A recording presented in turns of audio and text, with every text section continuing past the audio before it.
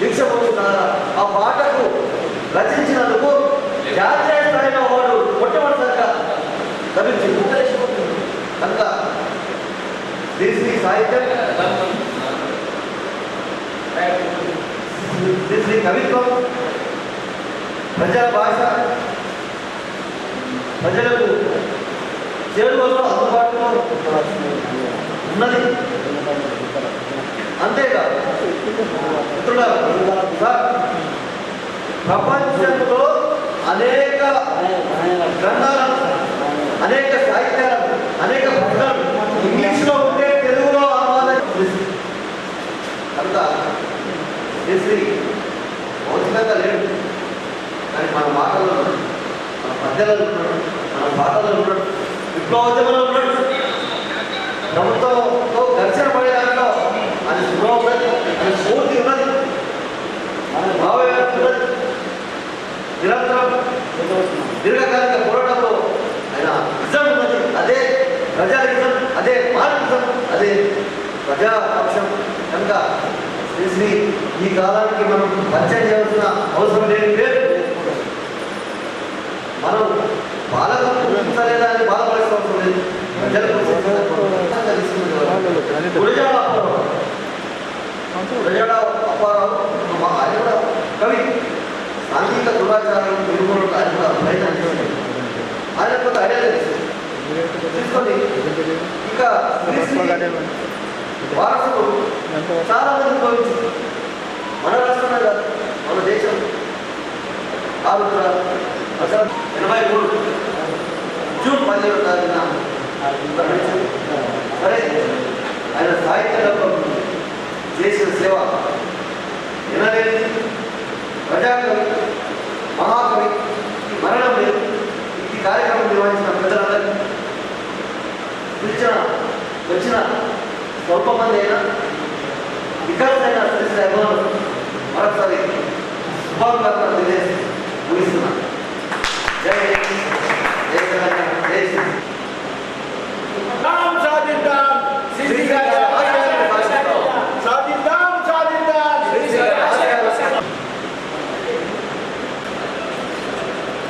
తాను ముందు ఏం జరుగుతుంది అనేది తన పాట రూపంలో చెప్పిండు.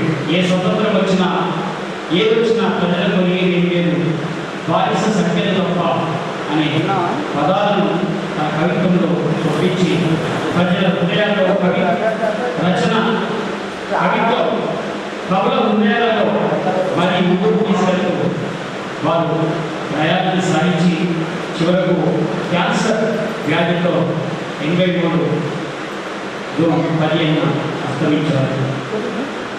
వారు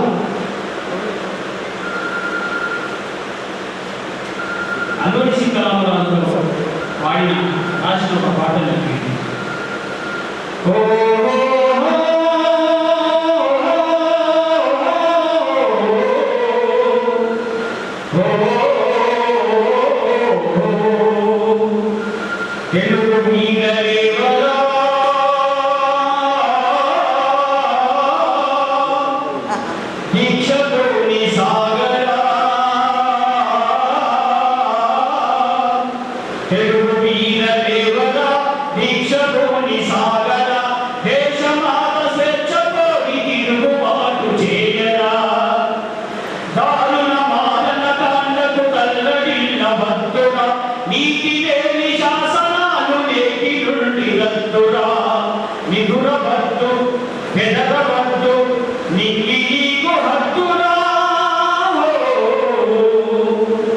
ఇలా తన పాటని ఉపెత్తున ప్రజల్ని విప్లవానికి ఉత్తేజపరుస్తూ ఒక సినిమా రంగంలో కూడా తన పాటని ఆలపిస్తూ చేశారు. తర్వాత సాయి కుమార్ గారు తాను శ్రీశ్రీ గురించి మాట్లాడారు. 1983వ సంవత్సరంలో అస్తమించినటువంటి శ్రీశ్రీగా పిలువబడేటువంటి మహాకవి తన ప్రజల యొక్క సాధన బాధకాలని, చెమటని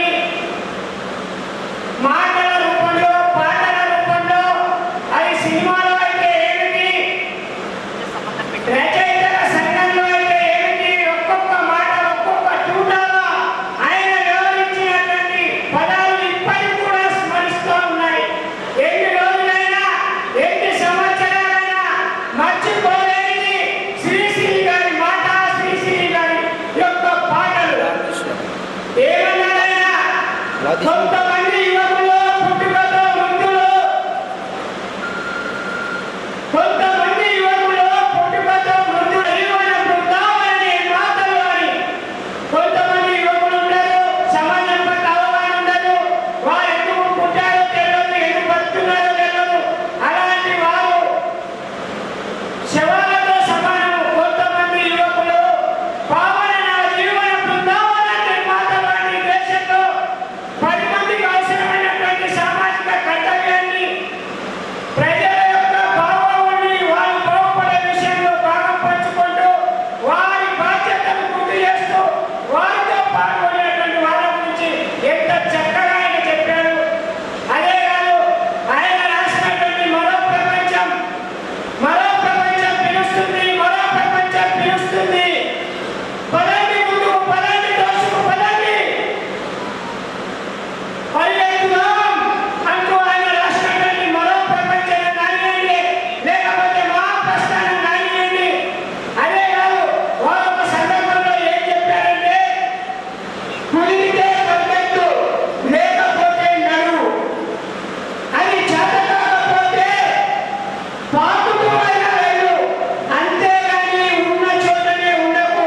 నువ్వు అట్లా ఉన్న చోటనే ఉంటే దేహానికి పనికిరాని, తాగడానికి దేహానికి పనికొచ్చి తాగడానికి పనికిరానటువంటి సముద్రపు నీరు, ఆ సముద్రపు నీరు నిన్ను చూసి నవ్వుతుంది. కాబట్టి నవ్వే వాళ్ళ ముందర నువ్వు నవ్వుల పాలు కాకు. నీ యొక్క బాధ్యతను, నీ తలరాటం ఇంతే అన్న వారి ముందు నువ్వు తల ఎత్తుకునేలా నీ సత్తా చూపించాలంటే కన్నీళ్లు కార్చడం కాదు, చెమట చుక్కల్ని రావచ్చు. లేవు, లేచి నీ బాధ్యతని గుర్తెరిగి పరిగెత్తు అన్నది అది మాటలలో అయితే తప్ప, కానీ దాన్ని ఆచరిస్తే ప్రతి వారిని దేశంలో తమ వంతు కర్తవ్యాన్ని నిర్వర్తించడానికి ఎంతో తోడ్పడుతుంది. అదే కాదు, ఆయన భూమి కోసం అనే ఒక సినిమాలో కేవీ పిల్లగారు డైరెక్షన్లో తీసిన దాంట్లో ఒక పాట రాశారు. ఏమనంటే,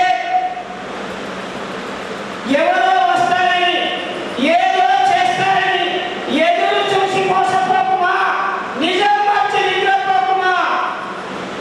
ఎవరో వస్తారు, ఏదో చేస్తారని నీ బాధ్యతను మర్చిపోయి నిద్రపోతే మనంత మూర్ఖులు ఉండేవాళ్ళు ఎంత బ్రహ్మాండంగా. ఇప్పుడే నిజమనవరు పాడవారు అల్లూరి సీతారామరాజు తెలుగు మీద లేవని దాంట్లో ఏమిగా పాటలు, ఎచ్చని వాడు వారు ఎవరి వాడు, ఇటు వచ్చిన తెల్లవాడు, తరిమి తరిమి కొట్టరా, తరిమి తరిమి కొట్టరా అనేటువంటి భావాన్ని ఆ యొక్క కవితాన్ని రగిలించి ప్రజానీకాన్ని తన కర్తవ్యాన్ని బోధించి యుద్ధానికి సమాయత్తం చేసినటువంటి వ్యక్తి, శూరుడు, ధీరుడు మహాకవి శ్రీశ్రీ.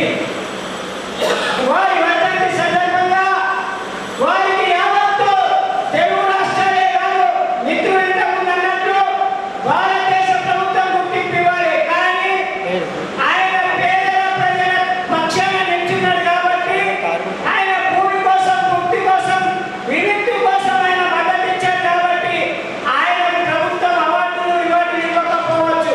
కానీ తెలుగు మీద ఎవరో పాటకు జాతీయోత్తమ అవార్డు వచ్చింది.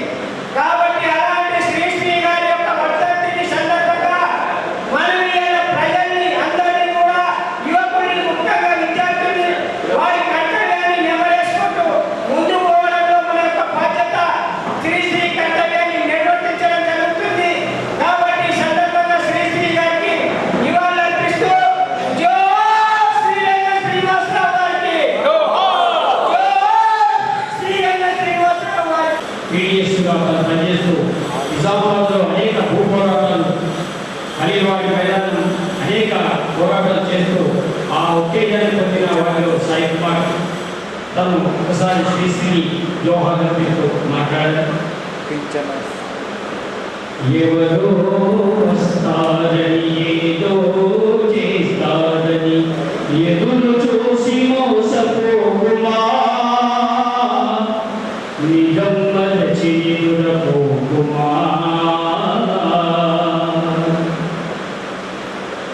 బడులేని పల్లెటూళ్ళలో బడులేని పల్లెటూళ్ళలో చదువే రాని పిల్లలకు చదువులు రాలే చదువుల బడిలో జీతారాని పంతులకు ఎవరో తోడు వస్తాదని ఏదో నేను చేస్తాదని ఎదురు చూసి మోసపోకుమా చాలి చాలని పూరి గుడిసెలో చాలి చాలని పూరి గుడిసెలో తాలే కడుపుల పేదలకు మందులు లేని ఆసుపత్రులో పడిగాపులు పడు రోగులకు ఎవరో తోడు వస్తాదని ఏదో వేలు చేస్తాదని ఎదురు చూసి మోసపోకుమా తరతరాలుగా మోహాచారపు వలలో చిక్కిన వనితలకు అజ్ఞానానికి అన్యాయానికి బలి అయిపోయే పడతులకు ఎవరో తోడు వస్తాదని ఏదో మేలు చేస్తాదని ఎదురు చూసి మోసపోకుమా ఊరి డబ్బుతో లాటరీ టికెట్ ఊరి డబ్బుతో లాటరీ టికెట్ కొనే దురాశా జీవులకు దురలవాట్లకు బాధ్యత మరచి చెడే నిరాశా జీవులకు ఎవరో తోడు వస్తారని ఏదో మేలు చేస్తారని ఎదురు చూసి మోసపోకుమా సేద్యం లేని వీరులేలలో సేద్యం లేని వీరులేలలో పనులే లేని ప్రాణులకు పగలు లేని శ్రమ పడుతున్న ఫలితం దక్కని దీనులకు ఎవరో తోడు వస్తారని ఏదో మేలు చేస్తారని ఎదురు చూసి మోసపోకుమా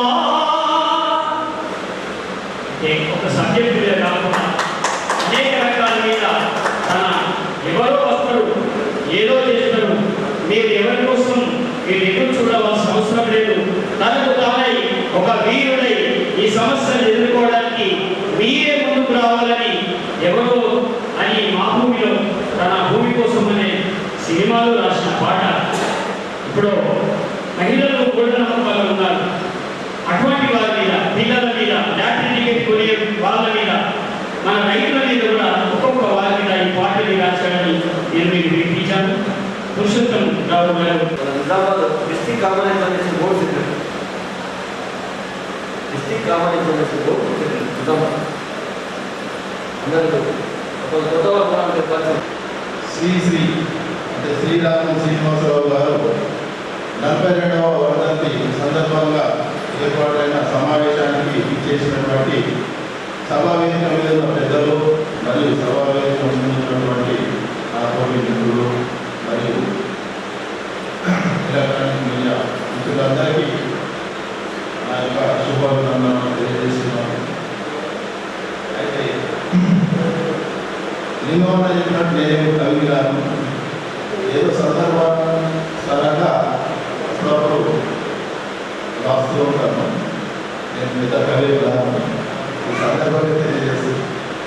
అయితే సిరిసిరి గురించి మనం ఈరోజు కొన్ని మన మిత్రులు చెప్పడం జరిగింది. నేను కూడా ఎక్కువ టైం తీసుకోవడం. శ్రీశ్రీ 1910 ఏప్రిల్ 30న జన్మించాడు. అలాగే 1983 జూన్ 10న మరణించాడు. అతను 8 సంవత్సరాలకే కవిత్వం ప్రారంభించాడు. 25 సంవత్సరాల నుంచి కంటిన్యూగా కవితలు రాయడం జరిగింది. 1933 నుంచి 40 వరకు అతను మహాప్రస్థానము అప్పటి వరకు రాసినటువంటి కవితలన్నింటిలో పుస్తకంగా కవితా సమితిని పుస్తకం రూపంలో ప్రచురించడం జరిగింది. దాన్ని మహాప్రస్థానం అంటాము. ఇతను రాసినటువంటి రచనలు చాలా గొప్పవి. అంతకుముందు రాస్తున్నటువంటి కవులు చంద్రబద్ధమైనటువంటి కవితలకు కవిత్వానికి చరమగీతం పాడుతూ అభ్యుదయ కవిత్వానికి నాంది పలకడం జరిగిందంటే ఒక శ్రీశ్రీ అని మనం చెప్పుకోవచ్చు. అంతేకాకుండా ఇతను రచించినటువంటి రచనలు రష్యా గర్జించు, మహాప్రస్థానము, జగన్నాథ రథచక్రాలు ఇవి చాలా ప్రజాకర్షణ పొందినటువంటి పుస్తకాలు. అయితే ఈ శ్రీశ్రీ గారు ఎప్పుడు కూడా సగటు మనిషి యొక్క ఆవేదనను తన కవితల రూపంలో రాసేవాడు. అలాగే ఇతనికి రాజకీయ జీవితం కూడా చాలా ఉంది. అంటే ఇతను పత్రికలలో సభ్యులు ఎడిటర్గా పనిచేయడమే కాకుండా రాజకీయ జీవితం చాలా ఉందంటే ఇతను రాజకీయ పదవులు ఏమి ఆశించకున్నా కానీ అధిష్ఠించకున్నా కానీ రాజకీయ నాయకుల యొక్క దోపిడీ అణచివేత కార్యక్రమాలను ఎప్పటికప్పుడు నిలదీస్తూ తన కవితల రూపంలో యువకుల్ని, విద్యార్థుల్ని, సగటు మనుషులందరినీ జాగృతం చేసి సమసమాజ స్థాపనకు కృషి చేసినాడని ఈ సందర్భంగా మనం చెప్పుకోవచ్చు. అతని కవిత్వాలు ఇప్పుడు ఇంతకుముందు కవితలు మన మిత్రులు అవి చెప్పడం జరిగింది. ఇతను గొప్ప రచయిత, మన కవి, అంతేకాకుండా సినీ గేయ కవి, అలాగే చలనచిత్ర అవార్డు పొందాడు. నంది అవార్డు కానీ, సాహిత్య అవార్డు కానీ ఎన్నో అవార్డు పొందాడు. అంతేకాకుండా మనము పేపర్లో చూస్తాము, దాన్ని నుడిగల్లు అంటాం. వీక్లీ ఆదివారం వస్తాయి. అవి తెలుగులో నుడిగల్లు అనేది మొట్టమొదట తెలుగు పదాలతో మొట్టమొదట ప్రారంభించింది శ్రీశ్రీ అని మనం చెప్పుకోవచ్చు. అంతేకాకుండా ఈయన అదే మనం ఇంతకుముందు చెప్పారు, ఎవరో వస్తారని ఎదురు చూడకూడదు. అంటే సోమరితనాన్ని, యువకులు ఉన్నటువంటి సోమరితనాన్ని వదిలిపెట్టండి, మీరు కూడా చైతన్యం కండి అనే ఉద్దేశంతో ఏదో పాటలు రాయడం జరిగింది. అంతేకాకుండా ఇతని యొక్క మనం చేస్తున్నాము. సాంశీరావు గారు ఏదైతే రావాలని కోరుతున్నాను. శంకర్ గౌడ్ గారు శ్రీశ్రీ పాట అని ముందు నడిపించుకునేవాడు.